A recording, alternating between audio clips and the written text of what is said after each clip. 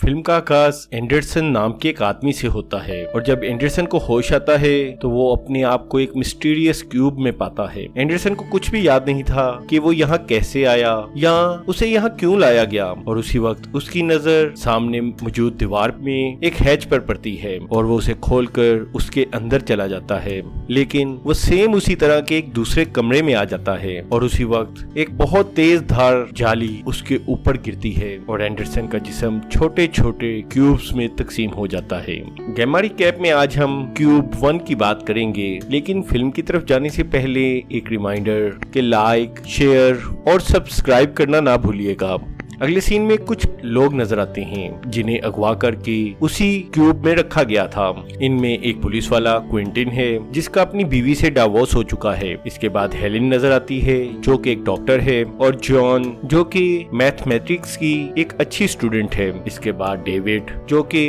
एक ऑफिस में काम करता है और कई दफा जेल से भागा हुआ डेनिस शामिल है। और यहाँ क्विंटिन इन्हें बताता है कि उसने मुख्तलिफ कमरों को चेक किया है और यहाँ हर कमरे में अलहदा किस्म का जाल बिछाया गया है और अगर कोई भी उनकी जद में आ गया तो वो आसानी से मारा जाएगा। इसके बाद रेनिस अपना जूता उतारकर हैच के जरिए दूसरे कमरे में फेंकता है, लेकिन उसी वक्त वहाँ आग लग जाती है और ये देखकर सभी हैरान हो जाते हैं। इसके बाद वो एक एक करके उस कमरे में मौजूद तमाम हैचिस को खोलता है और अपना जूता दूसरे कमरे में फेंकता है और एक कमरे में उस जूते को कुछ नहीं होता और वो उस कमरे को सेफ समझते हैं और इसके बाद एक एक करके वो उस कमरे में चले जाते हैं। उसी वक्त जॉन को हर कमरे के हैच पर कुछ नंबर्स लिखे हुए मिलते हैं, लेकिन उसे कुछ समझ नहीं आता कि आखिर ये नंबर्स क्यों लिखे गए हैं। इसके बाद रेनिस एक और कमरे में अपना जूता फेंकता है और जूते को कुछ नहीं होता, इसलिए रेनिस उस कमरे में चला जाता है, लेकिन बदकिस्मती से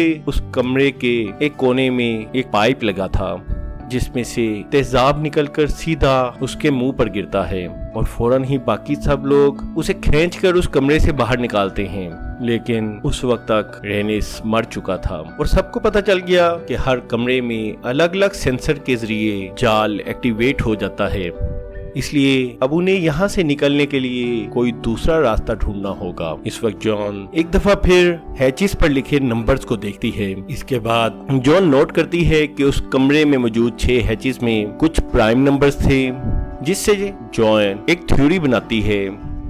कि जिस भी कमरे में प्राइम नंबर होगा वहाँ कोई ना कोई जाल बिछा होगा, लेकिन बाकी तमाम लोग सिर्फ एक थ्योरी की वजह से अपनी जान को खतरे में नहीं डालना चाहते थे। इसलिए जॉन सबसे पहले खुद अपनी थ्योरी के मुताबिक एक कमरे में जाती है और वो बिल्कुल महफूज रहती है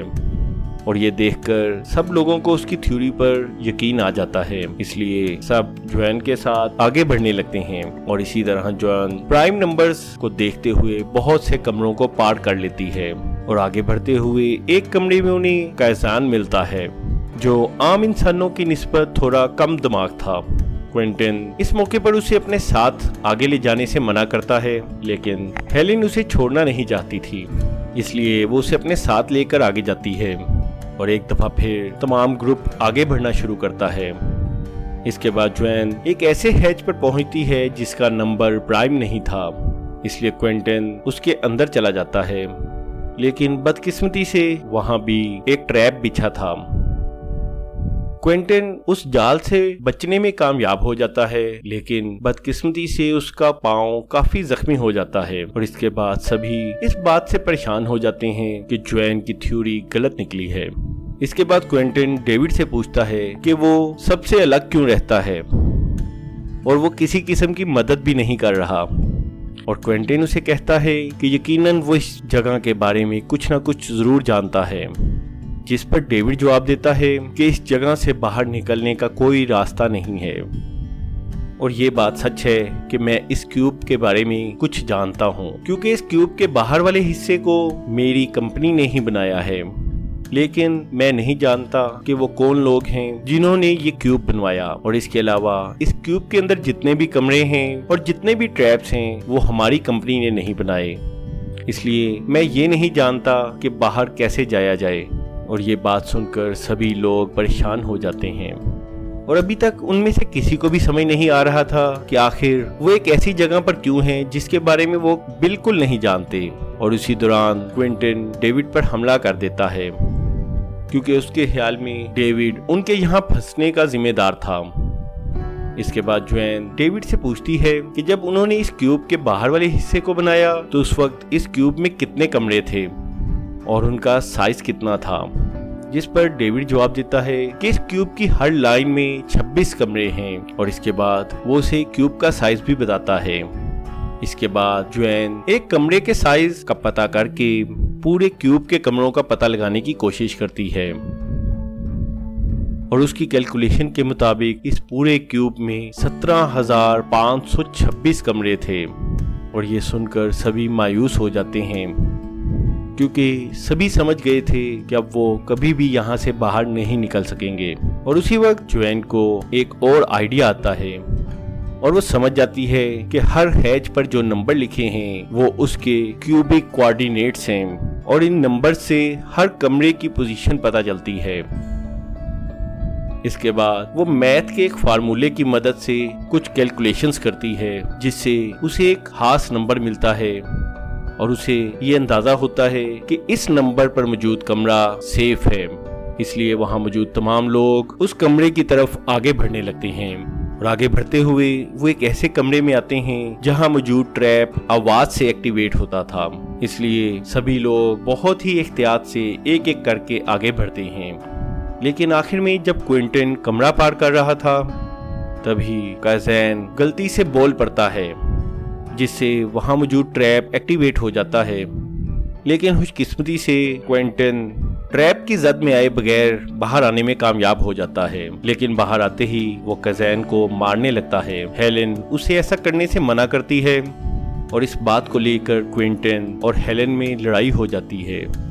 और हेलेन उसे कहती है कि यकीनन उसकी बीवी उसके गुस्से की वजह से उसे छोड़कर चली गई होगी। और क्विंटन ये सुनते ही शॉक में आ जाता है क्योंकि ये बात बिल्कुल सच थी कि उसकी बीवी ने उसे उसके गुस्से की वजह से ही डाइवोर्स किया था और वो गुस्से में हेलेन को एक थप्पड़ मार देता है। इसके बाद डेविड उस कमरे का एक हैच खोलता है और इस हैच के बाहर खुला आसमान था जिसे देखकर सभी खुश हो जाते हैं क्योंकि अब वो बाहर जा सकते थे। लेकिन जब वो बाहर देखते हैं तो उन्हें पता चलता है कि ये कमरा बहुत ऊंचाई पर है और उस कमरे के चारों तरफ दूसरे तमाम कमरों के हैच थे। इसलिए वो तय करते हैं कि कोई एक शख्स रस्सी की मदद से नीचे जाकर देखे कि वो कितनी बुलंदी पर हैं। लेकिन वहाँ कोई रस्सी मौजूद नहीं थी, इसलिए सभी अपने कपड़ों से एक रस्सी बनाते हैं और हेलेन को उसके जरिए नीचे भेजते हैं। लेकिन अभी हेलेन थोड़ी ही नीचे गई थी कि कपड़े की ये रस्सी खत्म हो गई और उसे अंदाजा हो जाता है कि वो बहुत ज्यादा बुलंदी पर है। उसी वक्त वो जिस कमरे में मौजूद थे वो कमरा बहुत तेजी से शेक करने लगता है और इस हिलने की वजह से सबके हाथ से रस्सी छूट जाती है। लेकिन किस्मत से क्विंटन उस रस्सी को पकड़ लेता है और हेलेन नीचे गिरने से बच जाती है। इसके बाद वो उसे ऊपर की तरफ खींचता है और जब बिल्कुल वो उसका हाथ के करीब होती है तो क्विंटन को हेलेन की वो बात याद आ जाती है जिसमें उसने उसकी बीवी की डिवोर्स की बात की थी और गुस्से में वो हेलेन का हाथ छोड़ देता है और हेलेन नीचे गिर के मारी जाती है। इसके बाद वो बाकी सबसे झूठ बोलता है कि मेरा हाथ फिसल गया था और हेलेन नीचे गिर के मारी गई। लेकिन अंदर मौजूद तमाम लोग दिल से उसकी बात का यकीन नहीं करते। इसके बाद सभी उसी कमरे में सो जाते हैं और इसी दौरान क्विंटन जोएन को दूसरे कमरे में ले आता है और उसे कहता है कि हम दोनों को मिलकर यहाँ से निकल जाना चाहिए और हमें बाकी तमाम लोगों की जरूरत नहीं है। लेकिन उसी वक्त वहाँ डेविड आ जाता है और उन दोनों में लड़ाई शुरू हो जाती है और क्विंटन उसे मारने के बाद नीचे वाले कमरे का हैच खोलकर डेविड को उस कमरे में फेंक देता है और नीचे गिरते ही डेविड अजीब तरीके से हंसने लगता है और उसे इस तरह हंसते देखकर क्विंटन हैरान हो जाता है क्योंकि उसकी समझ में नहीं आ रहा था कि डेविड आखिर क्यों हंस रहा है। इसलिए वो खुद भी नीचे उस कमरे में आता है और वो नीचे आके देखता है कि वहाँ रेनिस की डेड बॉडी पड़ी थी और इस वक्त उन्हें ये बात समझ आ जाती है कि वो कभी भी इस क्यूब से निकल नहीं पाएंगे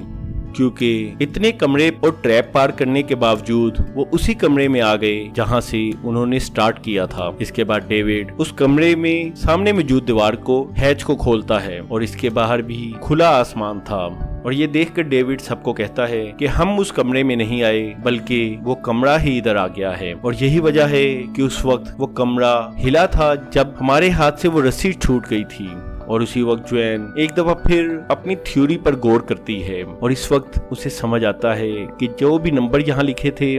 कि जिस भी कमरे में ट्रैप लगा है वो कमरा प्राइम नंबर वाला नहीं बल्कि प्राइम नंबर की पावर वाला है। और अपनी इस थ्योरी से वो उस कमरे का नंबर भी पता कर लेती है जहाँ से बाहर निकला जा सकता है। और ये वही कमरा था जहां उसके प्राइम नंबर कैलकुलेट करने के बावजूद ट्रैप लगा था, क्योंकि हर लाइन में 26 कमरे थे और ये कमरा उस लाइन में 27वें नंबर पर था। लेकिन बदकिस्मती से अब उन्हें उस कमरे तक पहुंचने के लिए तमाम ट्रैप्स को पार करना होगा। और ट्रैप वाले कमरे के बारे में जानने के लिए जोआन को पहले प्राइम नंबर की पावर वाले कमरों को कैलकुलेट करना पड़ेगा। और ये इतनी बड़ी कैलकुलेशन थी कि बगैर कैलकुलेटर या कंप्यूटर के इसे कोई भी कैलकुलेट नहीं कर सकता था। और ये सुनते ही क्विंटन जॉन पर गुस्से होने लगता है कि वो ऐसी कैलकुलेशन करके उनकी जिंदगी नहीं बचा सकती। लेकिन उसी वक्त एक अजीब मंजर सामने आता है और कज़ैन उन तमाम नंबर्स को अपने जहन में बहुत तेजी से कैलकुलेट करता है और वो तेजी से उनका आंसर बताता है। और ये देखकर सभी हैरान रह जाते हैं। और अगरचे कज़ैन की मेंटल हेल्थ चाहे ठीक ना हो, लेकिन उसका मैथमेटिक्स आम इंसान की निस्बत एक कंप्यूटर जैसा तेज था। इसके बाद कज़ैन तमाम हैचिस पर लिखे प्राइम नंबर्स की पावर को कैलकुलेट करता है और सब कज़ैन की मदद से आगे बढ़ना शुरू करते हैं। लेकिन एक कमरे में जाते हुए डेविड एक उसका हैच बंद कर देता है और क्विंटन वहीं फंस जाता है। और जो ही क्विंटन कोशिश करने के बाद उस कमरे में आता है तो डेविड नीचे वाले कमरे का हैच खोल देता है, जिससे डेविड नीचे गिरकर मारा जाता है। और इसके बाद सभी फिर से आगे बढ़ना शुरू करते हैं और आखिरकार सभी उस कमरे में आ जाते हैं जो कमरा यहाँ से बाहर जाने वाला था। और जब कज़ैन उस कमरे का हैच खोलता है तो बाहर से तेज रोशनी उस कमरे में आती है और वो रोशनी देखकर सभी खुश हो जाते हैं, क्योंकि अब वो यहाँ से बाहर निकल सकते थे। लेकिन उसी वक्त वहाँ क्विंटन आ जाता है और वो जोएन को मार देता है। असल में क्विंटन अभी तक जिंदा था। इसके बाद वो डेविड पर हमला कर देता है, लेकिन उस वक्त तक कज़ैन क्यूब से बाहर जाने में कामयाब हो चुका था। और जिस वक्त क्विंटन भी क्यूब से बाहर जाने लगता है तो पीछे से डेविड उसे पकड़ लेता है और उसी वक्त वो कमरा अपनी पोजीशन बदल लेता है